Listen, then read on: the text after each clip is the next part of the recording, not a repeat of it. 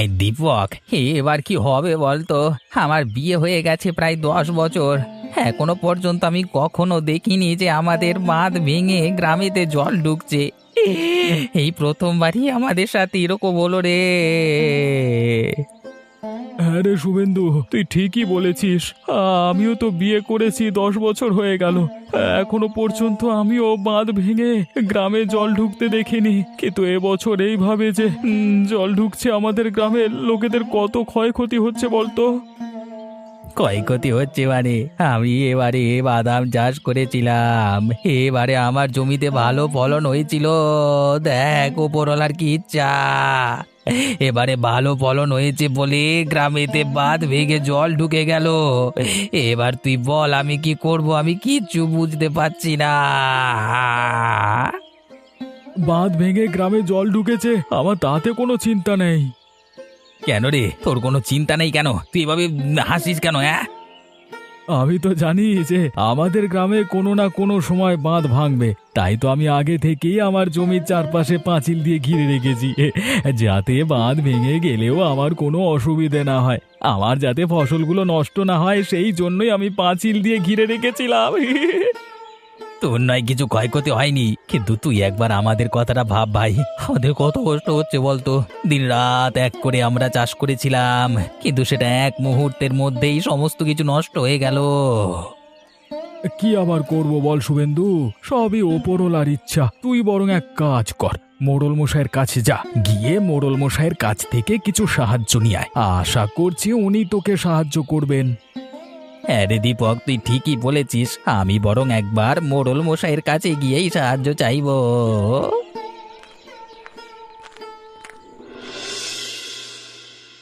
মোড়ল মশাই, মোড়ল মশাই, আপনি বাড়িতে আছেন? আপনার সাথে একটু দরকার ছিল।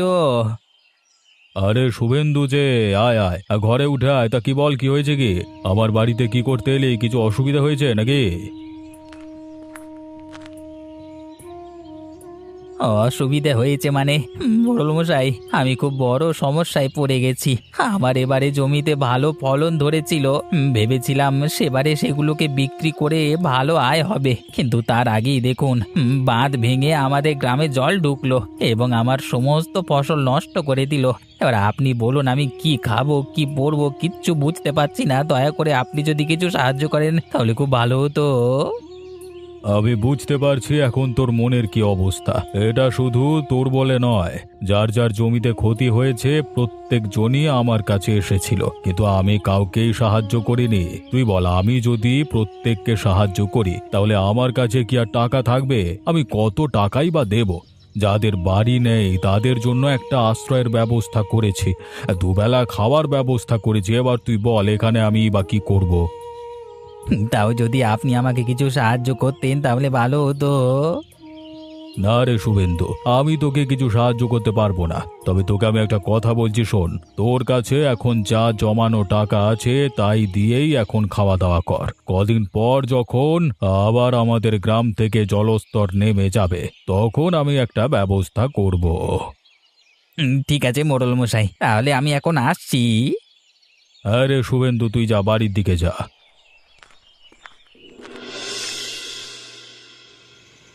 গিন্নি গো, ও গিন্নি, এবার যে আমাদের কি হবে আমি কিছু বুঝতে পারছি না গো গিন্নি।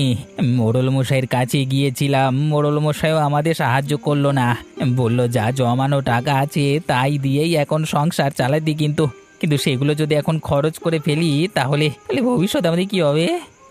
তাহলে দেখো, তোমার বন্ধু দীপক তো তার জমি চারপাশে পাঁচিল দিয়ে উঁচু করে এমন একটা উঠান মতো করে রেখেছিল। তাহলে তো তোমার বন্ধুর তো আশা করছি কোনো ক্ষতি হয়নি ফসলের। না গো গিন্নি, আমার বন্ধু দীপকের কোনো ফসলের ক্ষতি হয়নি, কিন্তু আমার ওর উপর একটা রাগ হচ্ছে, কারণ গ্রামের প্রত্যেকটা লোকের ক্ষয়ক্ষতি হলো শুধুমাত্র ওকে ছেড়ে। তাহলে তুমি একটা বুদ্ধি করো যাতে ওরও প্রত্যেকটা লোকের মতো ক্ষয়ক্ষতি হয়। হ্যাঁ গিন্নি, তুমি ঠিকই বলেছ, আমাকে কিছু একটা করে ওর ক্ষয়ক্ষতি করতেই হবে, না হলে আমি শান্তি পাবো না। কিন্তু কি বা করবো কিছু তো ভেবে পাচ্ছি না। আমার মাথায় একটা বুদ্ধি এসেছে। কি বুদ্ধি গো গিন্নি, আমাকে তাড়াতাড়ি বলো। তুমি বরং আজ রাতে একটা হাতুড়ি নিয়ে তোমার বন্ধু দীপকের জমির কাছে যাও, আর গিয়ে ওই পাঁচিলটা হাতুড়ি দিয়ে একটুখানি ভেঙে দাও। তাহলে সেই ভাঙা অংশটার মধ্য দিয়ে জল ঢুকবে তার জমিতে, আর তারও ক্ষয়ক্ষতি হবে। বাহ গিন্নি, বুদ্ধিটা তো মন্দ নয়, বুদ্ধিটা কিন্তু ভালো বলেছো। এবারও বুঝতে পারবে সব সময় নিজেকে বড় মনে করা ভালো নয়। ঠিক আছে, তাহলে তুমি এখন তাড়াতাড়ি খেয়ে নাও, খেয়ে একটু বিশ্রাম করে নাও। তারপরে মধ্যরাতে আবার তোমার অনেক কাজ আছে। আমার আর খিদে নাই গিন্নি, তুমি খেয়ে নাও। দেখেছো তো গ্রামেতে এবার কেমন বাঁধ ভেঙে জল ঢুকেছে। হ্যাঁ গো গিন্নি, তার জন্য তো আমাদের গ্রামে অনেক লোকেরই অনেক ক্ষতি হয়েছে। তা তোমার বন্ধু শুভেন্দুর জমির কি অবস্থা? ওর জমিও কি জলের তলায় চলে গেছে? তার জলের তলায় যাবে না। আরে এবারে আমার বন্ধু শুভেন্দুর অনেক বাদাম চাষ করেছিল এবং ভালো ফলনও হয়েছিল। জানি না ওপরওয়ালার কি ইচ্ছে, সব ফসল নষ্ট করে দিল তার। সে তো আমার সামনে দুঃখ প্রকাশ করছিল, কিন্তু আমি বা কি করব। অবশেষে তাকে বললাম, তুই মোড়ল মশাইয়ের কাছে যা, গিয়ে কিছু সাহায্য চেয়ে নিয়ে আয়। আশা করি উনি কিছু সাহায্য করবেন। তার সাহায্য করেছে কিনা সেটা তুমি জানো? না না, সেরকম তো কিছু জানি না। আমি তো ওকে বলেই বাড়িতে চলে এসেছি। আমি ওকে গত 2 বছর ধরে বলেছিলাম যে আমার মতো একটা জমির চারপাশে পাঁচিল দিয়ে ঘিরে উঠানের মতো করে দে, যখন তখন দুর্ঘটনা ঘটতে পারে। কিন্তু ও আমার কথা শুনলো না, বলল আমাদের গ্রামে এখনো পর্যন্ত কোনো দিনও বাঁধ ভাঙেনি, তো এবারেও ভাঙবে না। ভালো, আমার কথা শোনেনি। এখনো কি করবে, বুঝুক ঠেলা, যা হয়েছে এবার বুঝে নেবে।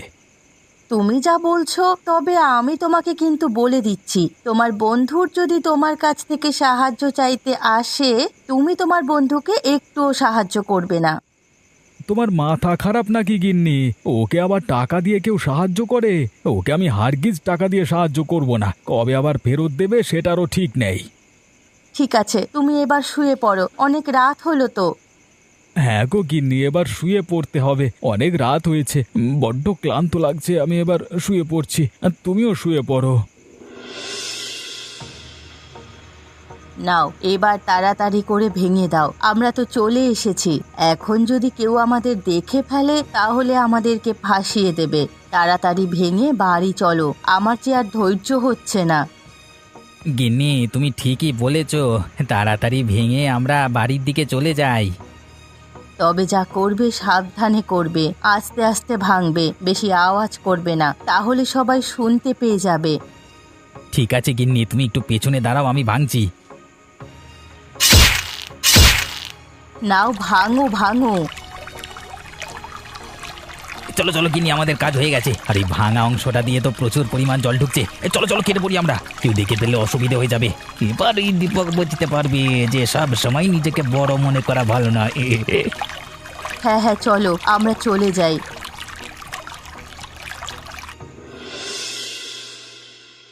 চলো গো, এবার দেখি আমাদের ফসলগুলো কেমন আছে।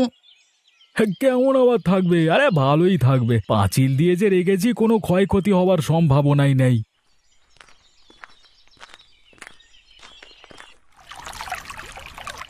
এ কি গো, এ কি দেখছি আমি?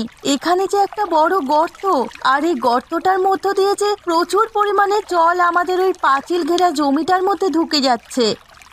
সে কি হতেই পারে না। এ বাবা! না গো, আমি সত্যি বলছি, তুমি এসে দেখো কত পরিমাণে জল এই গর্তটার মধ্য দিয়ে আমাদের জমির ভেতরে প্রবেশ করেছে। হায় হায় হায়, আমাদের কি হলো হে উপরওয়ালা? তুমি আমাদের এরকম ভাবে কেন কষ্ট দিচ্ছ? আমি কত কষ্ট করে লোকের কাছ থেকে টাকা ধার করে এই পাঁচিলটা দিয়েছিলাম, যাতে আমাদের বন্যার দিনে কোনো অসুবিধে না হয়, কিন্তু এইভাবে যে ভেঙে যাবে আমি কখনো বুঝতে পারিনি। তবে এটা আমার যতদূর সম্ভব, এটা নিশ্চয়ই কেউ ইচ্ছাকৃতভাবে ভেঙেছে, কারণ এইভাবে তো বন্যার জলে ভাঙবে না। যদি বন্যার জলে ভাঙতো তাহলে সমস্ত পাঁচিলটাই ভেঙে পড়তো। এটা কিন্তু শুধু একটা জায়গায় ভেঙেছে, আর দেখো গোল হয়ে ভেঙেছে, এতে নিশ্চয়ই কারোর হাত আছে। হ্যাঁ গো গিন্নি, তুমি ঠিকই বলেছ, এটাতে নিশ্চয়ই কারোর হাত আছে। তবে এটা যেই করে থাকুক না কেন, আমি তাকে ছাড়বো না। তুমি বরং মোড়ল মশাইয়ের কাছে যাও, গিয়ে তুমি নালিশ করে এসো যে কেউ ইচ্ছাকৃত তোমার এই পাঁচিলটা ভেঙে দিয়েছে। সে তো আমি নিশ্চয়ই যাব, কারণ এত বড় ক্ষতি আমার যে করেছে এর প্রায়শ্চিত্ত তো তাকে করতেই হবে। গিন্নি, তুমি বাড়ির দিকে চলে যাও, আমি এখন মোড়ল মশাইয়ের কাছে যাচ্ছি নালিশ করতে। না গো, আমিও যাব তোমার সঙ্গে মোড়ল মশাইয়ের কাছে। ঠিক আছে গিন্নি, তাহলে চলো আমরা দুজনে মিলেই মোড়ল মশাইয়ের কাছে যাই। মোড়ল মশাই, ও মোড়ল মশাই, আপনি বাড়িতে আছেন? আপনার সাথে একটু দরকারি কথা ছিল। আরে বল বল, কি হয়েছে? এই অসময়ে আমার বাড়িতে তুই আর তোর গিন্নি কি করতে ছুটে এলি? তার আগে বলুন, আপনাকে এত কেন চিন্তিত লাগছে? কি আর করব বল, এত বছর ধরে আমাদের গ্রামেতে একবারও বাঁধ ভাঙেনি, কিন্তু এবছর কেন ভাঙলো আমি কিছুই বুঝতে পারছি না। এই বাঁধ ভাঙবার জন্য আমাদের গ্রামের কত লোকের ঘর বাড়ি ভেঙে গেছে, কারো ফসলের ক্ষতি হয়েছে এবং অনেকজনের তো ঘর বাড়ি, কি আর বলবো, তাদেরকে আশ্রয়, দুবেলা খাবার ব্যবস্থা করেছি। আবার এর পেছনে অনেক টাকা খরচ হয়ে গেছে, সেই জন্য একটু চিন্তায় আছি। তা তুই বল তো, তুই কেন আমার কাছে এসেছিস? মোড়ল মশাই, জানেন আমি আমার জমির চারপাশে পাঁচিল দিয়ে ঘিরে রেখে একটা কি বলবো, উঠানের মতো করে রেখেছিলাম, যাতে বন্যা হলেও আমাদের ফসলের কোনো ক্ষতি না হয়। আর জানেন কি হয়েছে? আজকে সকালে আমি আর আমার গিন্নি যখন জমির কাছে যাই, সেখানে গিয়ে দেখি বড় গর্ত হয়ে আছে সেই পাঁচিলটার মধ্যে, এবং পাঁচিলটার মধ্য দিয়ে প্রচুর পরিমাণে জল ঢুকছে জমিতে। তাতে কি হয়েছে? জলের চাপে হয়তো পাঁচিলটা ভেঙে গেছে। না না মোড়ল মশাই, এটা যদি জলের চাপে ভাঙতো তাহলে আমার পুরো পাঁচিলটাই ভেঙে পড়ে যেত। আর এটা শুধু একটা দিক ভেঙেছে এবং সেটা গোল হয়ে ভেঙেছে। আমার দৃঢ় বিশ্বাস এটা কেউ নিশ্চয়ই ইচ্ছাকৃত করে ভেঙেছে, তাই তো আপনার কাছে নালিশ করতে এলাম। হ্যাঁ মোড়ল মশাই, এটা কেউ ইচ্ছাকৃত করেই ভেঙেছে। ঠিক আছে, তুই যখন নালিশ করেছিস আমি এই ব্যাপারটা ভেবে দেখব। এখন তো আমার সহকারী নেই, সে কিছু কাজের জন্য পাশের গ্রামে গেছে। সে আসুক, আমি তাকে সমস্ত ঘটনা খুলে বলবো, তারপর এই বিষয় নিয়ে তদন্ত করব। ঠিক আছে মোড়ল মশাই, আপনি যত তাড়াতাড়ি সম্ভব এই দোষীকে খুঁজে আনবার ব্যবস্থা করুন মোড়ল মশাই, নাহলে আমরা যে ভেসে যাব। হ্যাঁ, এখন আসছি মোড়ল মশাই। যাই যাই, তাড়াতাড়ি বাড়ির দিকে যাই, বড্ড খিদে পেয়ে গেছে। গিন্নির হাতে কিছু একটা খেতে হবে, খিদে জ্বালায় পেটে ছুঁচে এবার ডন দিচ্ছে। কি হলো? শুভেন্দু দত্তের গিন্নি ঘরে বসে ফিসফিস করে কি কথা বলছে, শুনতে হচ্ছে তা? হ্যাঁ, এবারে বুঝতে পারবে দীপক, কত ধানে কত চাল। হ্যাঁ, সব সময় নিজেকে বড় মনে করা ভালো নয়। ও যে পাঁচিলটা দিয়েছিল ওটা তো ভেঙে দিয়েছি, তার উপর আবার জমির মধ্যে সমস্ত জল ঢুকছে, ওর তো এবার প্রচুর ক্ষতি হয়েছে। হ্যাঁ গো, তুমি ঠিকই বলেছ। এবার তো তোমার বন্ধু দীপকেরও প্রত্যেকের মতো ক্ষয়ক্ষতি হবে। হ্যাঁ গো গিন্নি, সে তো হবেই। তা গিন্নি, খিদে পেয়েছে, আমাকে কিছু একটা খেতে দাও না গো। এই তো গো, আর একটুখানি দাঁড়াও, রান্না তো প্রায় শেষের পথেই। রান্না হয়ে গেলেই আমি তোমাকে খেতে দিচ্ছি।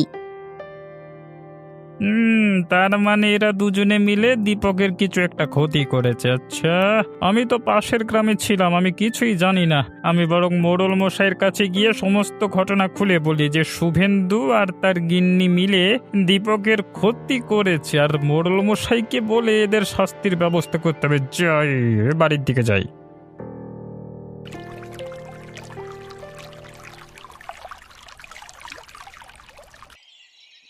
কই গো, এবার তো ঘুম থেকে ওঠো, বিকেল গড়িয়ে যে সন্ধ্যা হতে চললো। ঘুম থেকে উঠবে না যে বলছো, কি হয়েছে? গিন্নি, গিন্নি, আমি বিছানা ছেড়ে উঠতে পারছি না কেন গো? ও গিন্নি, আমার মাথায় প্রচন্ড লাগছে গো। ও গো, আমার মাথায় একটু টিপে দাও না। ও গিন্নি। কেন গো, তোমার আবার কি হলো? তোমার মাথায় লাগছে কেন? কি জানি গিন্নি, কেন লাগছে কিচ্ছু বুঝতে পারছি না। এ কি, তোমার কপালটা এত গরম কেন? তোমার তো মনে হচ্ছে জ্বর এসেছে। জ্বরে গোটা হাত পা একেবারে পুড়ে যাচ্ছে। হয়তো আগের দিন রাতে এক কোমর জলে ওদের পাঁচিলটা ভাঙতে গেছিলাম, সে সময় হয়তো আমার জ্বর চলে এসেছে। তুমি অত চিন্তা করো না, সব ঠিক হয়ে যাবে। চিন্তা করব না মানে? একে তো বন্যার দিন, তার উপর আবার তোমার জ্বর এসেছে। একবার ডাক্তারের কাছ থেকে ঘুরে আসতে হবে। গিন্নি, তুমি এত উত্তেজিত হয়েও না, আমার কিচ্ছু হবে না। কিছু হোক আর নাই হোক, তুমি একবার আমার সাথে সন্ধ্যাবেলায় ডাক্তারের কাছে যাবে, ব্যাস। ঠিক আছে গিন্নি, তাই হবে। তুমি বলছো যখন, আমি ডাক্তারের কাছে যাব। যাক গিন্নি, তাহলে নালিশ করে দিয়েছি। এবার মোড়ল মশাইয়ের কাজ শুরু হলে কে যে এরকম কাজটা করেছে আমাদের সাথে সেটা বোঝা যাবে। আরে দাঁড়াও দাঁড়াও, তুমি কি কিছু শুনতে পাচ্ছ? কি শুনবার কথা বলছো তুমি? আমি তো কিছু বুঝতে পারছি না। আমার যেন মনে হচ্ছে আমাদের ওই পাঁচিল ঘেরা জমির উঠোনের মধ্যে কিছু একটা লাফালাফি করছে, তারই শব্দ যেন শোনা যাচ্ছে। তুমি ভালো করে শোনো, তুমিও শুনতে পাবে। আরে তাই তো গিন্নি, কি একটা লাফালাফি করছে, চলো তো গিয়ে দেখে আসি।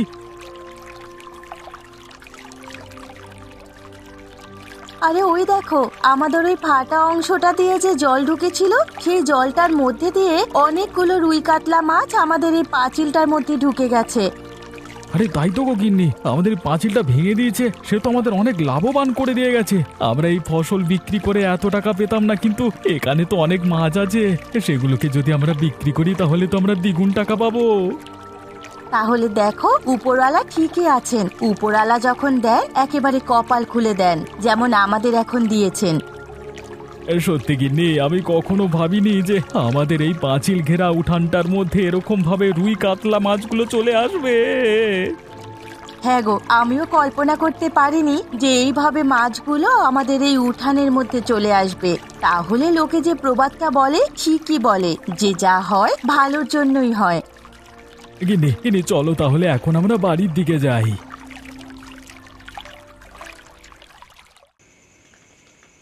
ডাক্তারবাবু, ও ডাক্তারবাবু, আমার স্বামীর প্রচন্ড শরীর খারাপ। দেখুন না আমার স্বামীর কি হয়েছে। কই দেখি কি হয়েছে। তোমার স্বামী তো ডেঙ্গু হয়েছে। হয়তো তোমার স্বামী জলে নেমে কিছু করছিল, আর সেখানে হয়তো কোনো মশা তাকে কামড় দিয়ে চলে গেছে। তার থেকেই ডেঙ্গুটা হয়েছে। হে উপরালা, হে আমার কি হলো? আমি লোকে খারাপ করতে গিয়েছিলাম আর আমারই খারাপ হয়ে গেল। হে উপরালা, তুমি আমাদের এইরকম ভাবে শাস্তি দিও না। তুমি এত চিন্তা করো না, আর তোমার স্বামী একদম সুস্থ হয়ে যাবে, কিন্তু তার জন্য একটা ইঞ্জেকশন দিতে হবে। সেই ইঞ্জেকশনের প্রচুর দাম। তোমরা কি সেই দাম দিতে পারবে? তাহলে আমি সেই ইঞ্জেকশন তোমার স্বামীকে দিয়ে দেব। আর যদি সেই ইঞ্জেকশন না দেওয়া যায় তাহলে তোমার স্বামী দুদিনের মধ্যেই মারা যাবে। ডাক্তারবাবু, আমাদের কাছে তো অত টাকা নেই। আপনি আমার এই সোনার কানের দুটো রাখুন, তবু আমার স্বামীকে বাঁচিয়ে দিন, যে করেই হোক। ঠিক আছে, তোমাদের কাছে যা টাকা আছে আমাকে আপাতত দিও। আর তোমাকে সোনার জিনিসপত্র দিতে হবে না। তোমার কাছে যখন পরে টাকা হবে তখন আমাকে দিয়ে যেও, কেমন? ধন্যবাদ ডাক্তারবাবু, আপনি যদি না থাকতেন তাহলে হয়তো আমার স্বামীকে বাঁচানো যেত না। আপনাকে অসংখ্য ধন্যবাদ।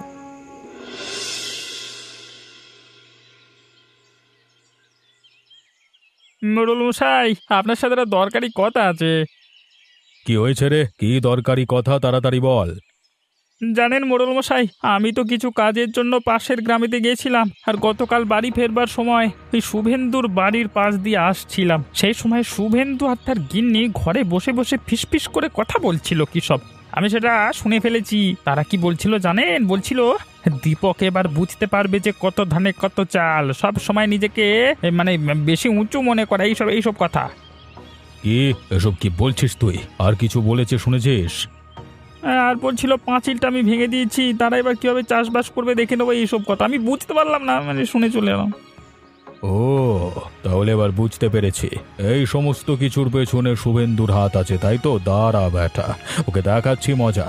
তাই শোন শুভজিৎ, তুই শুভেন্দুর বাড়িতে গিয়ে শুভেন্দু এবং তার গিন্নিকে ডেকে নিয়ে আয়। আর একেবারে আসবার পথে দীপককেও সাথে করে নিয়ে আসিস। ওদের সাথে আমার একটা দরকারি কথা আছে। ঠিক আছে মোড়ল মশাই, আপনি যখন বলছেন তাহলে আমি ওদেরকে এক্ষুনি নিয়ে চলে আসছি আপনার কাছে। আরে হ্যাঁ, তাড়াতাড়ি যা। তাড়াতাড়ি গিয়ে শুভেন্দু আর তার গিন্নিকে আমার সামনে নিয়ে আয়।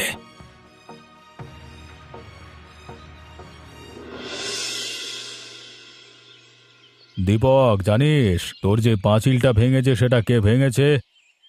কে ভেঙেছে মোড়ল মশাই? আপনি কি খোঁজ পেয়েছেন? আরে খোঁজ পেয়েছি বলেই তো তোকে ডেকেছি। সেটা আর কেউ নয়, পাঁচিলটা ভেঙেছে সেটা তোর বন্ধু শুভেন্দু। কি দাদা বলছেন মশাই? আমি কেন বন্ধু দীপকের পাঁচিল ভাঙতে যাবো জমির? মিথ্যে কথা বলবি না। আমার সহকারী তোর সমস্ত কথা শুনে নিয়েছে, আর আমি সমস্ত কথা জেনে শুনেই তারপরে তোকে বলছি। আর না হলে তোকে কি আমি এমনি এমনি আমার বাড়িতে ডাকবো? মোড়ল মশাই, অনেক বড় ভুল করে ফেলেছি, ক্ষমা করে দিন। দিবক, আমি অনেক বড় ভুল করেছি রে, আমাকে দয়া করে ক্ষমা করে দে। আমি আমি আমি পরের বার থেকে এরকম কাজ আর কখনো করবো না। না, এই ভুলের তোর কোনো ক্ষমা হয় না। দিবকের পাঁচিলটা তৈরি করতে আর জমিতে যত টাকা ফসল ছিল তা যা ক্ষতিপূরণ হয়েছে সমস্তটাই তুই দিবি। কিন্তু এত টাকা তো আমার কাছে নেই, কি করে দেবো গিন্নি, বলো না।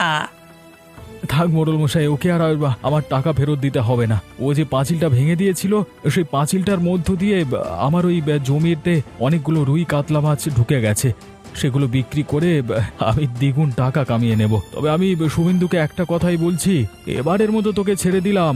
যদি দেখি পরের বারেও তুই আমার সাথে এরকম কাজ করছিস, তাহলে কিন্তু আমি আর তোকে ছেড়ে দেব না।